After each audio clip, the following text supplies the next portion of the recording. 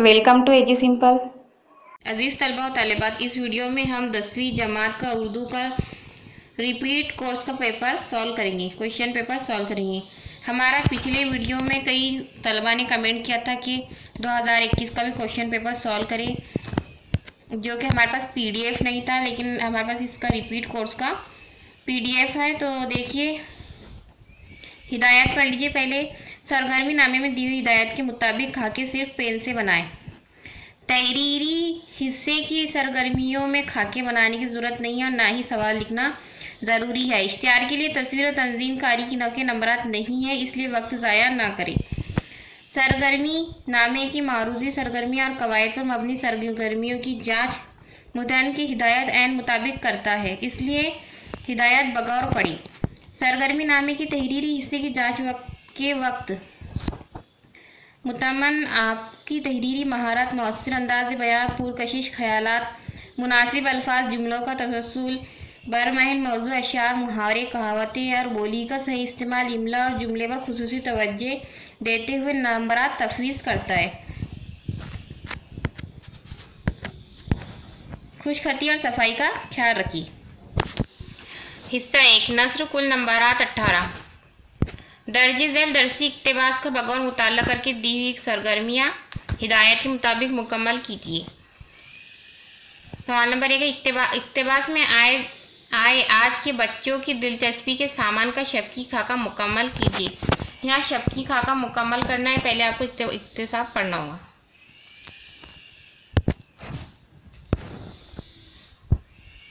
शुरू करते हैं। मुलाकाती बच्चों के अदब में कौन सी खुसूसियात ज़रूरी है? मुजफ्फर हनफी से सवाल करते हैं मुलाकाती, तो मुजफ्फर हनफी जवाब देते हैं, हम अपने बच्चों को जादूगरों, परियों और आसेबों की कहानियाँ बहुत सुना चुके हैं। आज के बच्चों में भी कुछ यकीनन ऐसे होंगे जिन्हें जादुई कहानियाँ पसंद होंगी। हिंदुस्तान की तकरीबन हर ज़ुबान में ऐसी तख्लीक़ात पहले से ही मौजूद है। आज बच्चों का अदब तख्लीक करने वालों को अपने मौज़ूआत और अपने आसपास की ज़िंदगी के मुख्तलिफ गोशों से मुंतखब करने होंगे, जिनमें बयान करदा मसाइल या इनसे मिलते जुलते हज़ारों दूसरे मसाइल शामिल है। मैं नहीं समझता कि मौजूदा हिंदुस्तान का बच्चा, जो पिछली सदी के बच्चों से कई ज़्यादा ज़हीन और बाशऊर है, महज कोहे काफ और तिलिस्माती कहानियों से दिलचस्पी रखता है। मुलाकाती, अगर ऐसा है तो आपके ख्याल में आजकल के बच्चों के लिए किस किस्म के मौज़ूआत पर बच्चों का अदब लिखा जाना चाहिए? मुजफ्फर हनफी जवाब देते हैं, गुज़िश्ता बरसों में राकेश शर्मा की खिलाई मुहिम में बच्चों ने जिस गहरी दिलचस्पी का मुजाहरा किया, वही मेरे ख्याल का मुँह बोलता जवाब है कि आज के बच्चे मसनूई सैयारों, रोबोट, कंप्यूटर, अनपनडुब्बियों की वही दर्जा देते हैं जो कल माजी में देवों और परियों को हासिल था। आज के बच्चे का कोहे काफ, खला और परिस्तान अंटार्कटिका है।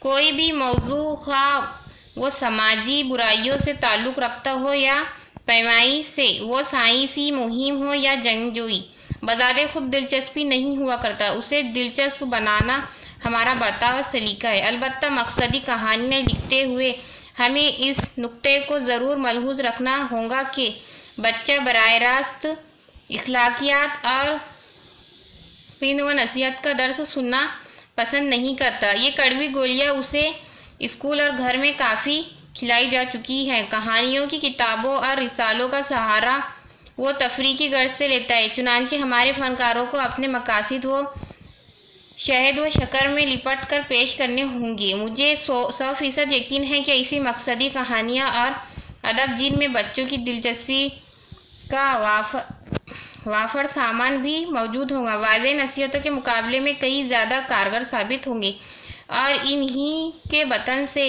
एक साफ सुथरा पुरसुकून तरक्की याफ्ता रोशन हिंदुस्तान बरामद होगा। तो देखिए, इस पर से अब जो हमें शफकी खाका है वो मुकम्मल करना है। देखिए, शफकी खाका, आज के बच्चों की दिलचस्पी का सामान, मसनूई, यहाँ लिखेंगे मसनूई सैयारे, कंप्यूटर्स, रोबोट और पनडुब्बियाँ। नेक्स्ट क्वेश्चन है, बच्चों की दिलचस्प कहानियों के मौज़ूआत के बारे में लिखिए। ये इसका जवाब आपको खुद बना के लिखना है। जवाब आप इस तरह से लिख सकते हैं। आज के जदीद दौर के बच्चे पुराने ज़माने के बच्चों की तरह परियों और कोहे काफ की कहानियों में दिलचस्पी नहीं लेते। आज का दौर टेक्नोलॉजी का दौर है और पुराने ज़माने के बच्चों की बनिस्बत जदीद दौर के बच्चे बहुत ज़्यादा बाशऊर है, इसलिए इनकी दिलचस्पी के मुताबिक कहानियों के मौज़ूआत कंप्यूटर, मसनूई सैयारे, खिलाबाजों की सच्ची कहानियाँ, पनडुब्बियों से मुताल्लिक होनी चाहिए ताकि बच्चे इसमें दिलचस्पी ले सके और उनकी मालूमात में इजाफा हो सके। क्वेश्चन नंबर 3 है, कहानी के बारे में अपनी राय लिखिए। जवाब इस तरह से लिख सकते हैं, कदीम ज़माने से ही दस्तूर चला आ रहा है कि इंसान ने हमेशा से कहानियों में दिलचस्पी ली है और जब वो कहानी को सुनता या पढ़ता है तो अपने दिमाग में तस्वुर करने लगता है। कहानी का बच्चे के जहन पर बहुत गहरा असर पड़ता है, इसलिए कहानी ऐसी होनी चाहिए जिससे बच्चे की सोच पर मुस्बत असर हो और खुश इखलाक इंसान बन सके।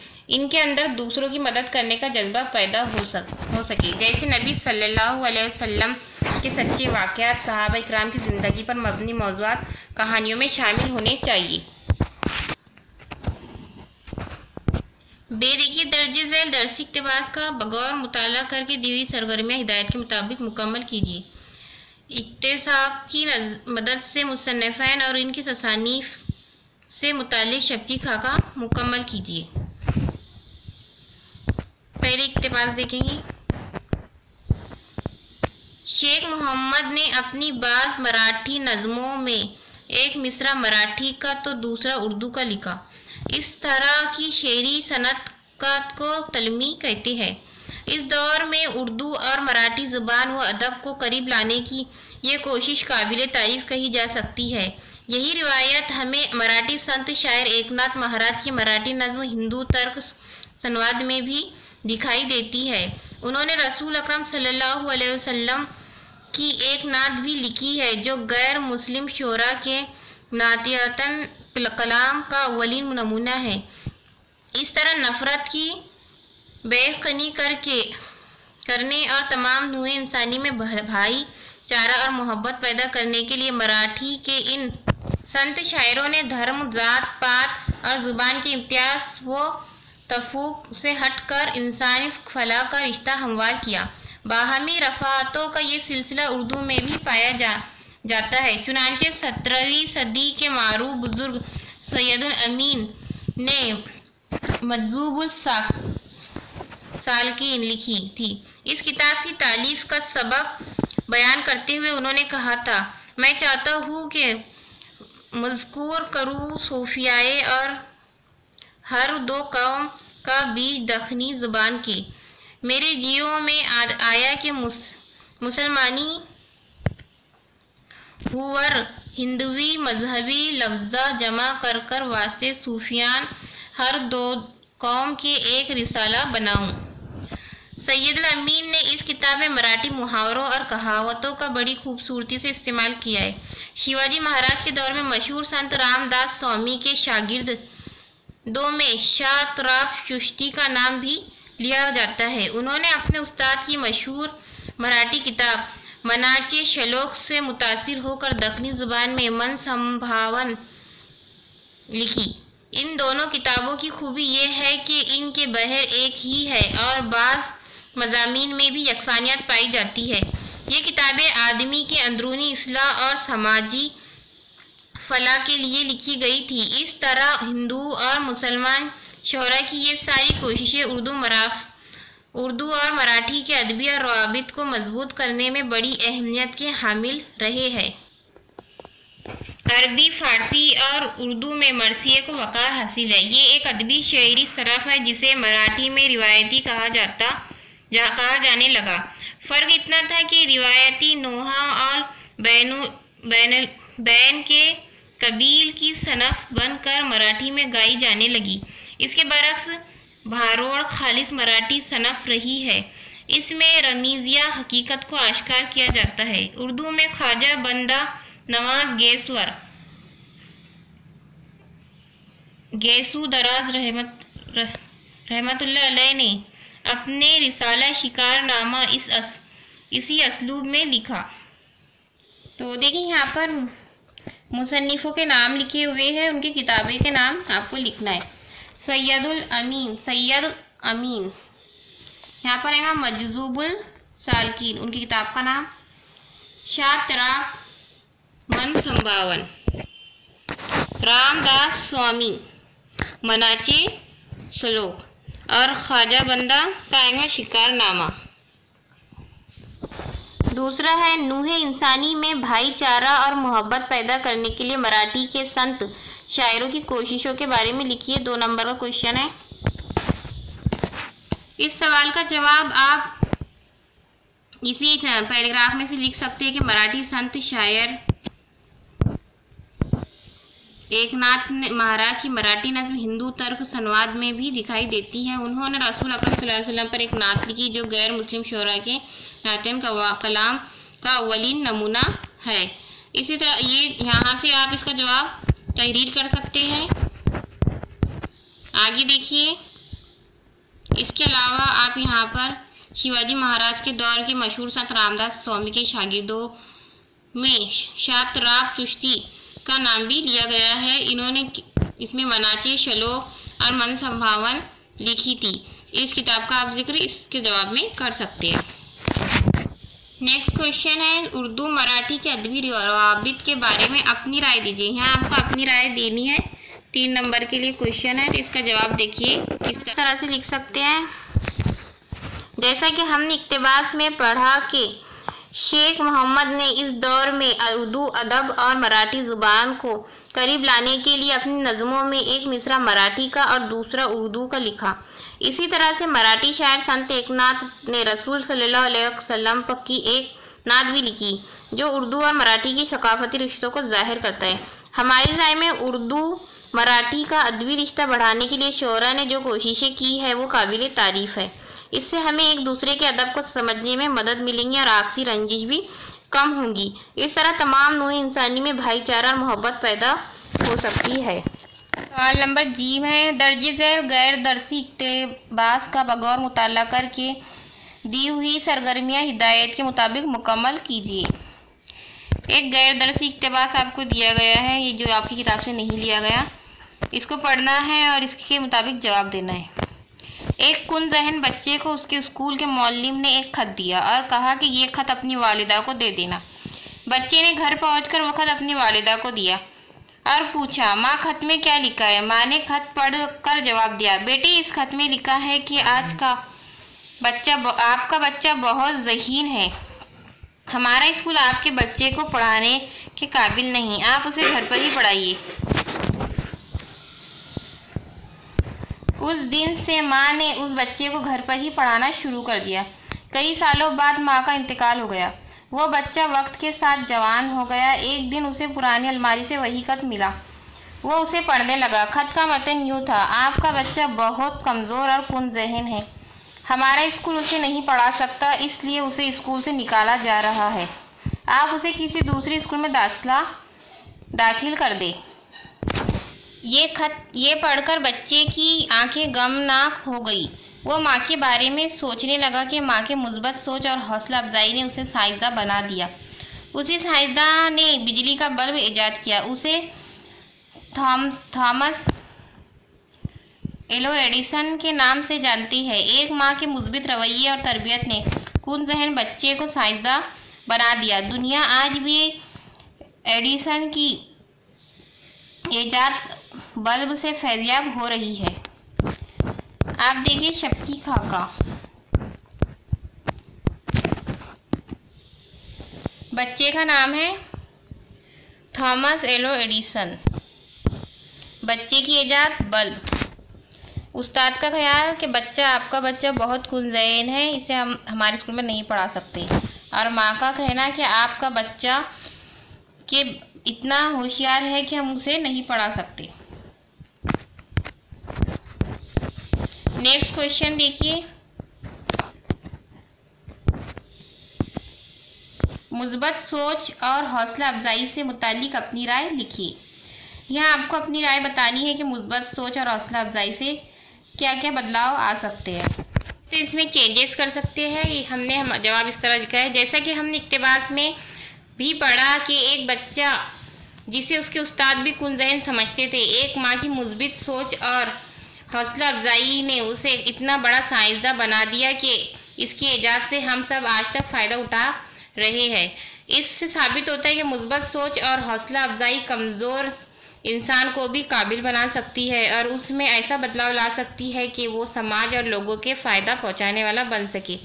इसलिए ज़िंदगी में कैसे ही हालात आ जाए, हमेशा मुस्बत सोच से काम लेना चाहिए। हिस्सा नज़्म है, कुल नंबरात 16।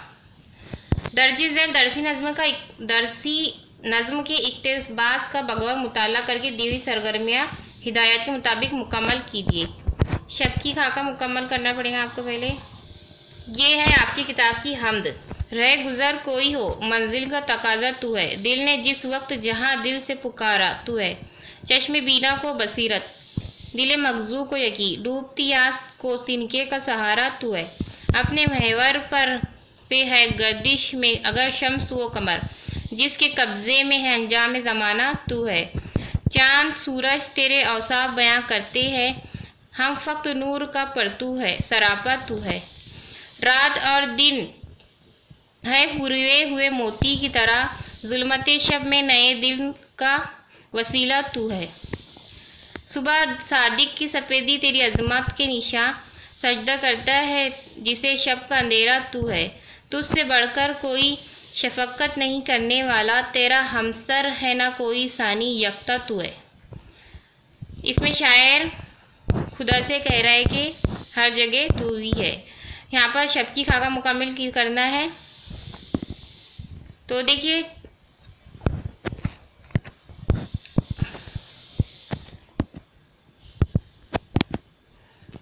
चश्मे बीना को बसीरत, दिले मगजू को यकी, गर्दिश में है शम्स व कमर, नूर का परतू, हम तो फ़क्त नूर का परतू, यहाँ पर आएगा हम। सवाल नंबर 2, शेरी इक्तिबास की रोशनी में तू है, खुदा के बारे में लिखिए। अपने जुमलों में आपको खुदा के बारे में लिखिए। इसका जवाब इस तरह लिख सकते हैं। इस नज़्म में शायर कहता है कि इंसान चाहे कोई भी सफ़र कर रहा हो, आखिर में मंजिल खुदा ही है, यानी तू है, यानी खुदा है। इंसान चाहे जहाँ भी हो, कहीं भी हो, खुदा को पुकार सकता है, क्योंकि खुदा हर जगह मौजूद है। हर टूटी हुई उम्मीद का सहारा खुदा है। खुदा के हुक्म से ही शम्स और कमर अपने महवर पर गर्दिश कर रहे हैं और दिन और रात रोनुमा होते हैं। चाँद सूरज सब खुदा के औसाफ बयां करते हैं। हर काली रात के बाद दिन की उम्मीद खुदा से ही है। मुख्तसर ये है कि खुदा हर जगह हर शय में मौजूद है। हर जगह खुदा की कुदरत नज़र आती है। खुदा से बढ़कर कोई मदद करने वाला नहीं है और ना ही इसका कोई सानी है, और वो अकेला और यकता है। क्वेश्चन नंबर 3 देखिए, तुझसे बढ़कर कोई शफ़क़त नहीं करने वाला, तेरा हमसर है ना सानी कोई, यकता तू है। मंदरजा वाला शेर की तशरीह इस तरह कीजिए कि मानवी हुस्न वाज़ेह हो जाए। जवाब इस तरह लिखेंगे। पहले हवाला। दर्जे वाला शेर रशीद अफरोज़ की नज़्म हमद से माखूज़ है, जिसमें उन्होंने अल्लाह ताला के औसाफ बयान किए हैं। तशरीह। शायर कहता है कि खुदा तुझ से बढ़कर कोई शफ़ीक नहीं, यानी खुदा से बढ़कर कोई मददगार नहीं। खुदा हर वक्त हर जगह मौजूद है। आप खुदा को कहीं भी पुकार सकते हैं। इसके जैसा कोई दूसरा नहीं है और ना ही कोई उसका हमसर है। वो अकेला है और यकता है। बे दर्जे झैल शेरी इक्तिबास गज़ल को बगौर पढ़कर दी हुई सरगर्मियाँ हिदायत के मुताबिक मुकम्मल कीजिए। पहले आपको गज़ल पढ़ना है और फिर गज़ल पढ़िए। इश्क हर चंद मेरी जा सदा खाता है, पर ये लज्जत तो वो है जी ही जिसे पाता है। आहा कब तक मैं बकूँ तेरी बला सुनती है, बातें लोगों की जो कुछ दिल मुझे सुनवाता है। हम नशी पूछ न इस शौक़ की खूबी मुझसे, क्या कहूँ तुझसे गर्ज जी को मेरे भाता है। बात कुछ दिल की हमारे तो ना सुलझी हमसे, आप खुश होवे है फिर आप ही घबराता है। जी खड़ा कर के तेरे कोचे से जब जाता हूँ, दिले दुश्मन ये मुझे घेर के फिर लाता है। दर्द की कद्र मेरे यार समझना वल्ला, ऐसा आज़ाद तेरे दाम पे यूँ आता है। शब की खाका मुकम्मल करेगी। जहाँ खाता है, यहाँ आएगा इश्क। दिल सुनवाता है लोगों की बातें। आप ही घबराता है, आप ही खुश होता है और आप ही घबराता है। और यहाँ पर आप लिख सकते हैं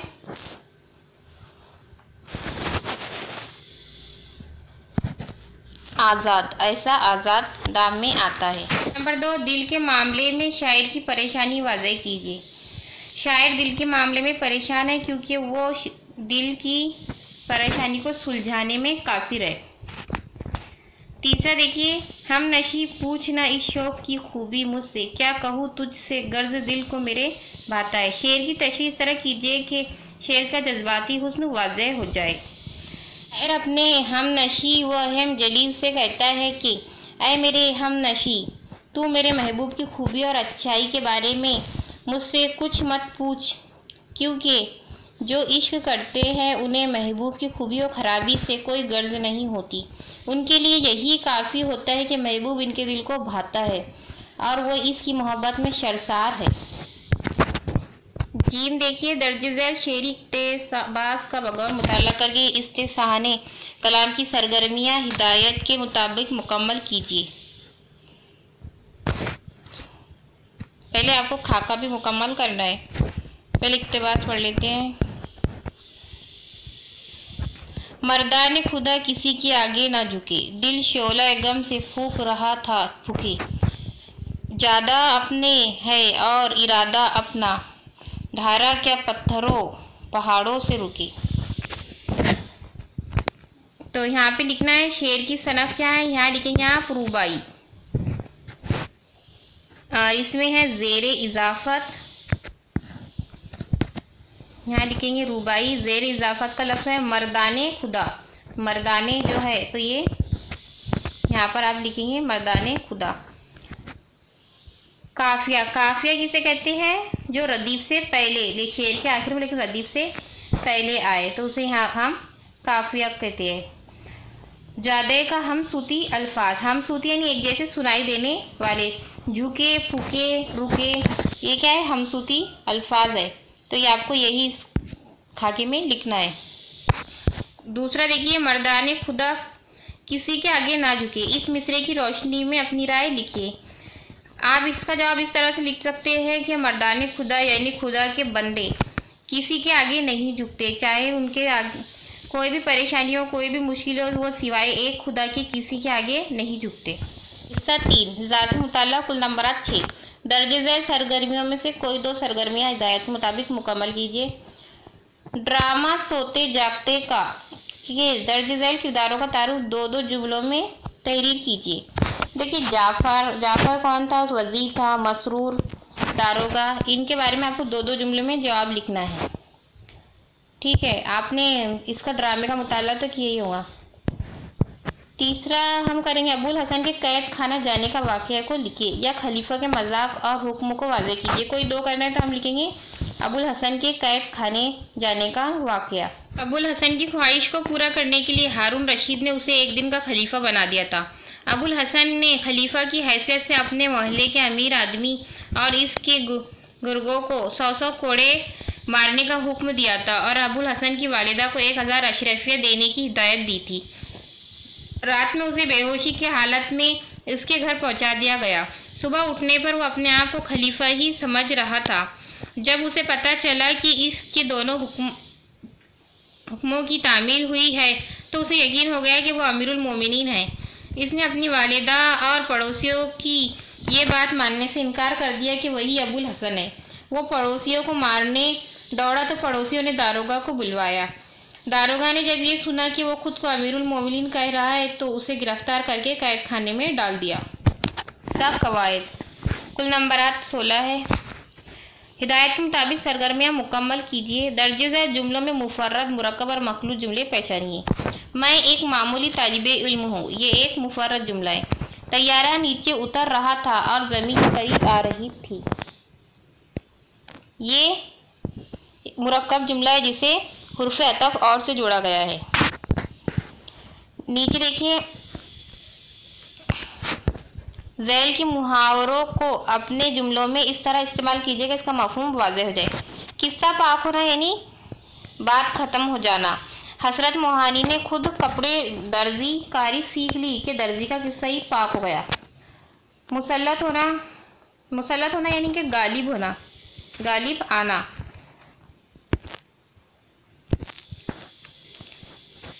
तो इसका जवाब हम इस तरह लिख सकते हैं कि तालिबे इल्म या तालीम याफ्ता लोग हमेशा जाहिल लोगों पर मुसल्लत होते हैं। इसे देखिए, दर्जे ज़ैल कहावतों को मुकम्मल कीजिए। 100 सोनार की 1 लोहार की, यहाँ लिखेंगे। आसमान से गिरा खजूर में अटका। ज़ैल की तारीफ के लिए एक लफ्ज़ लिखिए, सिर्फ एक लफ्ज़ लिखना है। 4 मिसरों और एक खास वज़न और बहर में अदा किए गए शायराना ख्याल को खाली जगह कहते हैं, इसे रुबाई कहते हैं। इसका जवाब है रुबाई। वो मजमून जिसमें सफ़र के अहवाल बयान किए गए उसे सफ़रनामा कहते हैं। अब देखिए, दर्ज ज़ैल शेर की सनद का नाम लिखकर सनद को जाहिर करने वाले लफ्ज़ लिखिए। प्रेत है तेरी रेत, बसा ले अपने मन में प्रेत। यहाँ दो बार प्रेत लफ्ज़ इस्तेमाल हुआ है, तो ये सनद का नाम है तजनी से ताम, और जो लफ्ज़ इस्तेमाल हुआ है उसे वो है प्रेत, तो ये आपको लिखना है। हिदायत के मुताबिक ज़ैल की सरगर्मियाँ मुकम्मल कीजिए। इसको अपना वजूद नाकाबिले बर्दाश्त बोझ महसूस होने लगा। इस ज़ेरे इस्नाफत का लफ्ज़ पहचानिए। इसमें ज़ेरे इस्नाफत का लफ्ज़ है नाकाबिले, जो लाम के नीचे जो ज़ेर है वो है ज़ेरे इजाफत। उन्होंने सारी रिवायत अपने वालिद को सुनाई। हुर्फ़ जार की तलाश कीजिए। तो देखिए, हुर्फ़ जार किसे कहते हैं? जो इस्म या ज़मीर के बाद आए। यहाँ पर उन्होंने यानी सलमान फ़ारसी के लिए ये लफ्ज़ इस्तेमाल हुआ है। उन्होंने यहाँ पर ज़मीर है और इसके बाद आने वाला लफ्ज़ है ने। तो ने क्या है? हुर्फ़ जार। सारी रिवायत अपने वालिद को सुनाई, यहाँ पर को होना चाहिए, तो अपने वालिद को, तो यहाँ पर जो को लफ्ज़ रहेगा ये भी हुर्फ़ जार है, यानी ज़मीर और इस्म के बाद आने वाला लफ्ज़ हुर्फ़ जार कहलाता है। हुर्फ़ जार की एक हमारी वीडियो है जिसकी लिंक डिस्क्रिप्शन में दी गई है। ये मेरे मज़ामीन का मसूदा है। जुमले में मज़ाफ़ और मज़ाफ़ अलैह अलग करके लिखिए। मज़ाफ़ यानी कि दो चीज़ों के बीच में राब्ता, दो लोगों के रिश्ते को जो ज़ाहिर करता है उसे मज़ाफ़ और मज़ाफ़ अलैह कहते हैं। तो जुमले में मज़ाफ़ अलैह पहले आएगा और मज़ाफ़ बाद में। ये मेरे मज़ामीन का मसूदा है, तो यहाँ पर जो मेरे है ये मज़ाफ़ अलैह है, मसूदा है इसे मज़ाफ़ कहेंगे। तीसरा देखिए, दर्जे ज़ैल अल्फाज के लिए फ़िक्रा लिखिए। एक जुमला लिखना है। मौजद यानी ईजाद करने वाला। मुकर्रिर यानी तय करने वाला।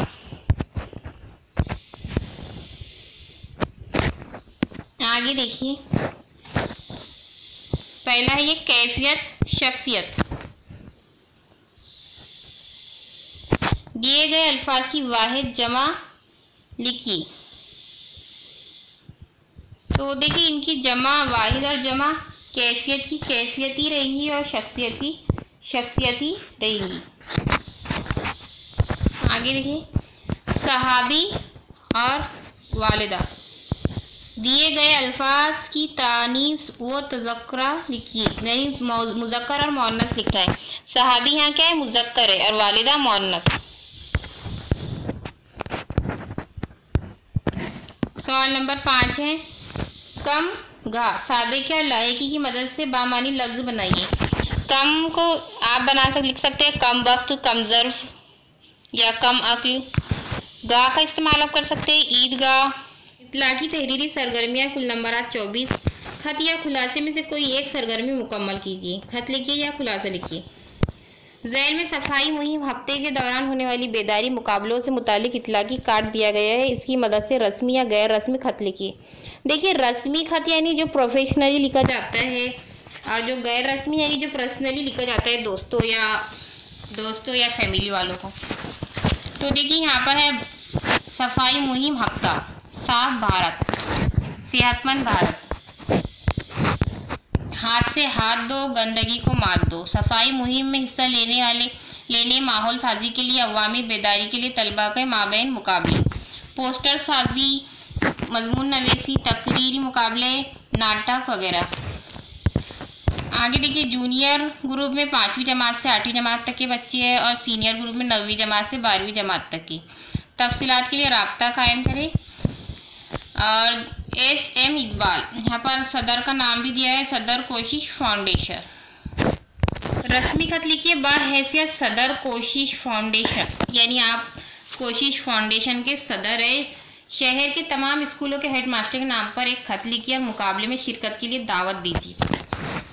या गैर रस्मी खत लिख सकते हैं, अपने दोस्त सहेली को खत लिखिए और अपने फाउंडेशन की जानिब से होने वाली सफाई हफ्ते के मुकाबलों की मालूमात दीजिए। या इसके अलावा आप इस इक्तिसाब का खुलासा लिख सकते हैं।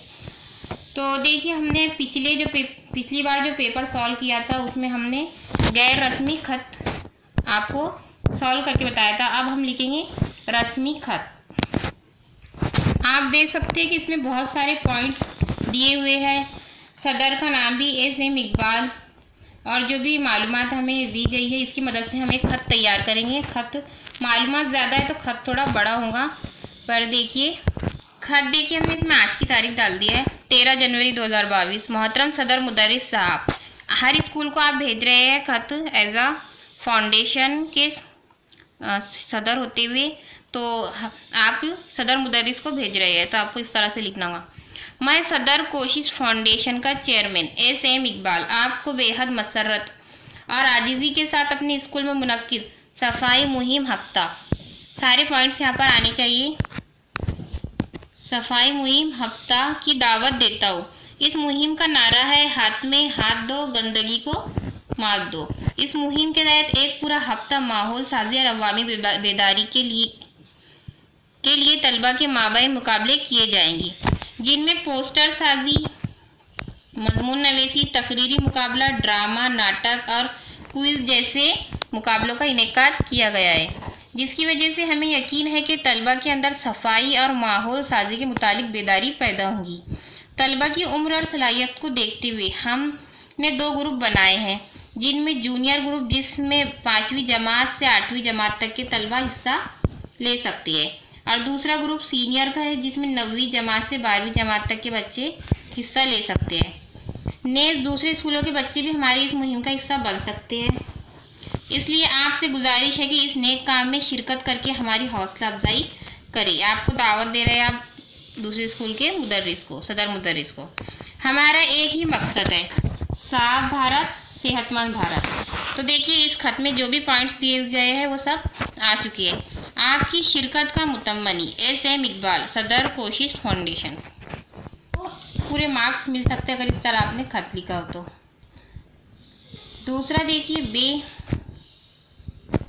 ज़ैल की सरगर्मी से कोई 2 सरगर्मियाँ 50 से 60 अल्फाज में लिखिए। ज़ैल के नुकात की मदद से इश्तिहार तैयार कीजिए। इश्तिहार तैयार करना इसलिए आसान है क्योंकि ज़्यादा लिखना नहीं पड़ता है, बस आपको एडवर्टीजमेंट टाइप बना देना पड़ता है। तो ठीक है, नुकात देखिए, शरबत नाम, शरबत का नाम, खुसूसियात, इसकी क्या खासियत है, इनफरादियात, कीमत, मिलने का पता और खुसूसी ऑफ़र। तो इश्तिहार इस तरह तैयार कीजिए कि सारे नुकात इसमें आ जाए। इस तरह से हमने इश्तिहार तैयार किया है। इसमें ज़्यादा मेहनत नहीं लगती और कम वक्त में जाता है, नंबर ज़्यादा मिलते हैं, इसलिए ये करना आसान है। पहले लिखेंगे खुश खबर, खुश खबर, खुश खबर। आ गया है आपके शहर में सेहत अफजा शरबत, मुख्तलिफ फलों के रस से बना, सेहत से भरपूर, आपकी रूह को तरोताज़ा कर दे, लज्जत का शहंशाह। यानी आपको उसकी तारीफ़ करनी है ताकि सारिफ उसको पढ़कर उसकी तरफ मुतवज्जे हो सके। खुसूसी ऑफ़र, यहाँ आपको एक धमाका टाइप डायग्राम टाइप बना के इस पर लिखना है 100 ml, इसकी कीमत 30 रुपयों में, आपने देखा होगा इश्तिहारात में। और खुसूसी ऑफ़र भी देना है आपको 200 ml के साथ 100 ml फ्री। और पता है यहाँ पर हमने लिख दिया इतवारा चौक, अमरावती। आप इसमें कोई भी पता लिख सकते हैं अगर आपके पास वक्त है, और क्योंकि आपको टाइम अभी है आपके पास, तो आप डायग्राम वगैरह बना सकते हैं। तो नीचे दिए गए नुकात की मदद से खबर तैयार कीजिए। पिछली बार हमने खबर तैयार की थी, आप खबर तैयार करके आपको बताया था। अब हम कहानी देखिए, तीसरा है कहानी। ये इसलिए आसान होता है कि इसमें बहुत सारे नुकात आपको पहले से दिए होते हैं, और इन नुकात की मदद से आपको समझ में आता है कि कहानी का मकसद क्या है, इसका नतीजा क्या है। तो देखिए, देहाती आदमी और उसका बेटा।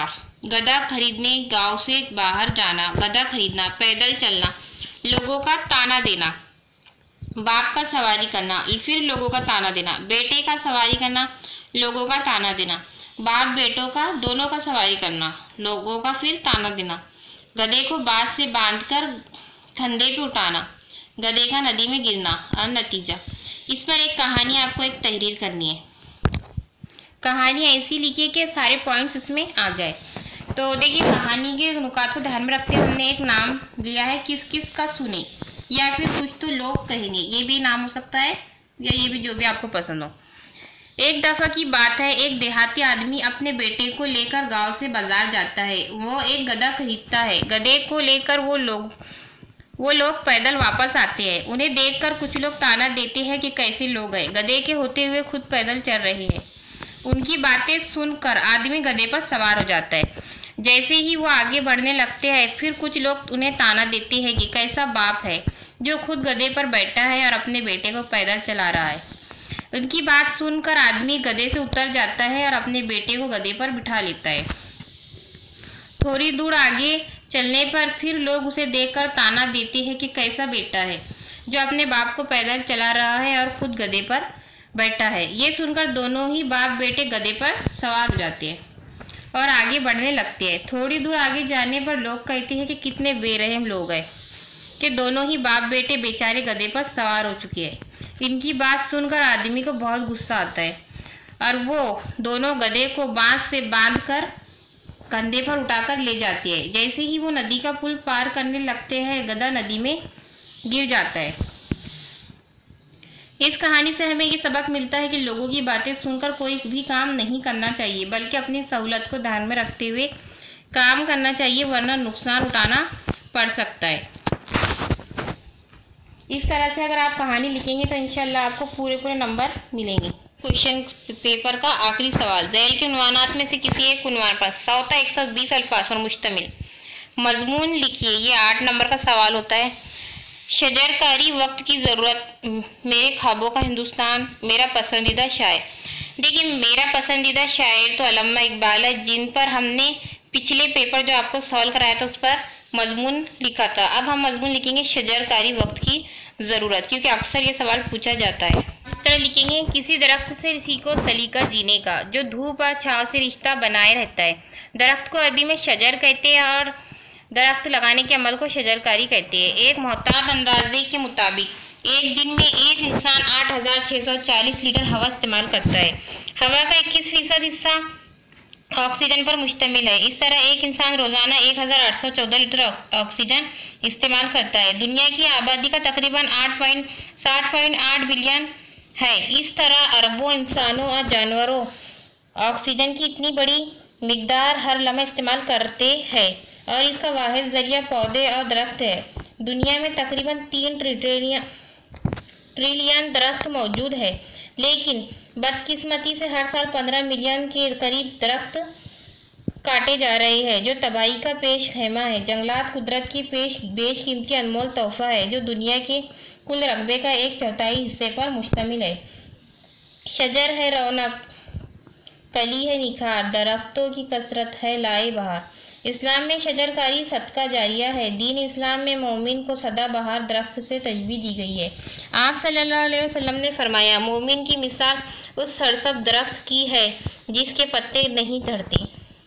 इस्लाम में शजरकारी की इस कदर ताकीद की गई है कि आप सल्लल्लाहु अलैहि वसल्लम फरमाते हैं कि अगर किसी के हाथ में कोई पौधा हो जिसे वो लगाना चाहता हो और क़यामत आ जाए, अगर इसके लिए मुमकिन हो तो उठने से पहले वो पौधा लगा दे।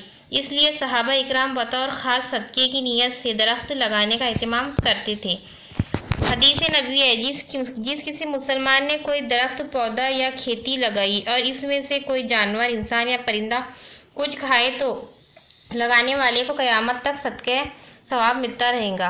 माहिरीन का ख्याल है कि अगले 10 सालों तक दुनिया में जंगलात का रकबा सिर्फ 20% बाकी रह जाएगा, जिसके नतीजे में मुख्तलिफ दरख्तों की समेत जानवर और परिंदों की 80% अक़साम नापैद हो जाएंगी, यानी ख़त्म हो जाएंगी। बिलाशुबा जंगलात का माहौलियाती और हैवानाती ज़िंदगी के साथ गहरा ताल्लुक है, मगर फिर भी दुनिया में जंगलात के कटाव का अमल जारी है, जिसकी बड़ी वजह तेज़ी से बढ़ती हुई इंसानी आबादी है, जिसकी रिहाइश और कारोबारी ज़रूरत पूरी करने के लिए बड़ी बेदर्दी से जंगलात काटे जा रहे हैं। और इसके बाअस न सिर्फ माहौल बल्कि इंसानों और जानवरों की ज़िंदगी पर भी इंतहाई मनफी असरात मुरतब हो रहे हैं। जंगलों को काटकर कैसा गजब हमने किया, शहर जैसा एक आदमखोर पैदा कर लिया। आज दुनिया भर में इस बात का एतराफ़ किया जा रहा है कि तेज़ रफ्तार से तरक्की के साथ साथ आलूदगी का जो ज़हर आहिस्ता आहिस्ता कुर्रे अर्ज़ को अपनी लपेट में ले रहा है, वो इंसानी ज़िंदगी के लिए सबसे बड़ा खतरा है, और ये पौधों और दरख्तों की कटाई की वजह से हो रहा है। आमतौर पर जंगलात में औसत दर्जे हरारत 4 से 10 सेंटीग्रेड तक और कम से कम 10 दर्जे हरारत -6 से 10 सेंटीग्रेड तक रहता है। एक मोहतात अंदाजे के मुताबिक एक दरख्त खारिज होने वाली ऑक्सीजन 36 नन्हे मुन्ने बच्चों के लिए काफ़ी होती है। दरख्त मौसमियाती तब्दीलियों के बायस बनते हैं और इनसे खारिज होने वाली ऑक्सीजन ज़मीन पर मौजूद जानदारों के लिए सांस लेने का जरिया है। दरख्तों के तनों से हासिल शुदा लकड़ियों से सनअती मसनूआत, खेलों का सामान और दीगर अशिया बनाई जाती है। दरख्त दवा साजी में भी काम आते हैं। ये ज़मीन की जरखेज़ी बढ़ाने में अहम किरदार अदा करते हैं। माहौल का खुशगवार और साफ़ सुथरा रखते हुए ज़मीन में नमी जज्ब करके माहौल में फैलाते हैं, जो इंसानों और दीगर जानवरों के लिए सेहत बख्श है। दरख्त इंसानों को खुराक और रोज़गार फराहम करते हैं। इनकी बदौलत जानवरों और परिंदों को खुराक और पनाहगाहें हासिल होती है। ये ज़मीनी कटाव और सैलाबों को रोकते हैं। दरख्त बदलते मौसमों का अंदिया देते हैं, बच्चों की ताबकारी असरात से महफूज रखते हैं। इन से हासिल शुदा लकड़ी को ईंधन के तौर पर भी इस्तेमाल किया जाता है। इनकी बदौलत दिलकश और खूबसूरत तफरी गाहें मैसर आती है। नेज़ इनकी हरियाली ज़मीन की खूबसूरती को दोबाला कर देती है। शाखों से बरगे गुल नहीं झड़ते हैं बाग में, जेवर उतर रहा है उरूसे बहार में। इसके अलावा आप इसमें और भी इजाफा कर सकते हैं। अजीज़ तलबा, इस पेपर को सॉल्व करने में जो मेहनत लगी है, इसका सरमाया आप इस तरह से अदा कर सकते हैं कि इसे ज़्यादा से ज़्यादा तलबा तक शेयर करें।